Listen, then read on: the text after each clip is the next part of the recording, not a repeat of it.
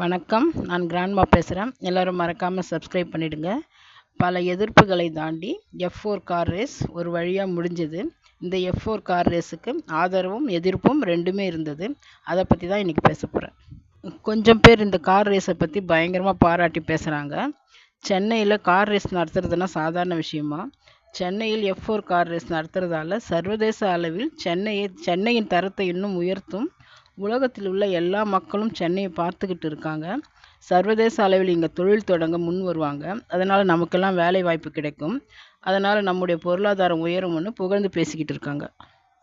8,33,361 கோடி ரூபாய் கடன் தமிழ்நாட்டுக்கு இருக்குது. இவ்வளோ கடன் இருக்கும்போது இந்த நேரத்தில் 200 கோடி செலவில் இந்த கார் ரேஸ் தேவையான்னு கேட்குறாங்க. திமுக ஆட்சிக்கு வந்து மின்சார கட்டணத்தை மூன்று முறை உயர்த்தியிருக்காங்க. கேட்டால் நிதி பற்றாக்குறைன்னு சொல்கிறாங்க. அதே போல் சொத்து வரியை உயர்த்தியிருக்காங்க.